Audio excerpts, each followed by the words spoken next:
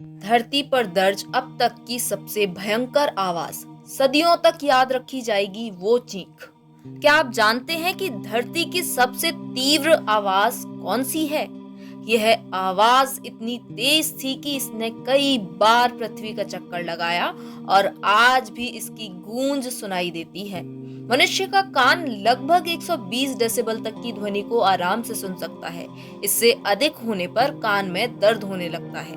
150 decibel पर कान के पर्दे फट सकते हैं। लेकिन इतिहास ने इससे कहीं अधिक तेज ध्वनियां देखी हैं और सुनी। 1883 का 3000 मील दूर तक सुना गया विस्फोट। 1883 में एक ज्वालामुखी विस्फोट की आवाज लगभग 3000 मील दूर तक सुनाई दी थी। प्रथम विश्व युद्ध के दौरान तोपखाने की कुछ गोलियां इतनी तेज थी कि युद्ध क्षेत्र से मीलों दूर तक इमारतें हिल गईं। 1961 में सोवियत संघ के एक परमाणु परीक्षण से एक ऐसी शॉक वेव पैदा हुई जिसने पृथ्वी का कई बार चक्कर लगाया। ये प्रकृति और मानवीय गतिविधियों द्वारा ध्वनि को चरम स्तर तक ले जाने के कुछ उदाहरण मात्र हैं। लेकिन इतिहास में अब तक की सबसे तेज ध्वनि कौन सी थी, इसके बारे में हम आपको आगे बताने वाले हैं। इतिहास की सबसे तेज आवाज 1883 क्राकाटोआ विस्फोट।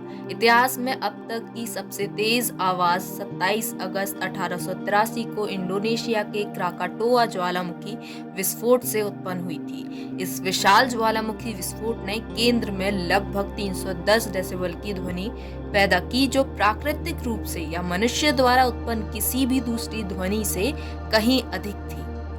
इस विस्फोट की आवाज इतनी शक्तिशाली थी कि यह हजारों किलोमीटर दूर तक सुनाई दी और इसने पर्यावरण और मानव जीवन को भारी नुकसान पहुंचाया। यह ज्वालामुखी विस्फोट सुंडा जलडमरू मध्य में जावा और सुमात्रा के बीच स्थित क्राकाटोआ द्वीप पर हुआ।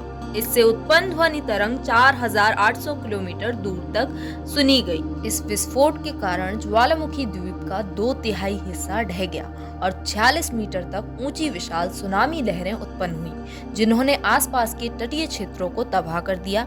इससे निकलने वाली ऊर्जा लगभग 200 मेगाटन TNT के बराबर थी, जो हिरोशिमा पर गिराए गए परमाणु बम से लगभग 10,000 गुना अधिक शक्तिशाली थी। ज्वालामुखी विस्फोट के बाद 5 दिनों में ध्वनि तरंग ने पृथ्वी का कई बार चक्कर लगाया और इसे 7 बार तक रिकॉर्ड किया गया। इसकी लहरों ने 160 से अधिक गांवों को तबाह कर दिया और 36,000 से अधिक लोगों की जान ले ली। इस विस्फोट ने वैश्विक जलवायु को प्रभावित किया और 25 किलोमीटर ऊंचे राख के विशाल बादल उत्पन्न किए।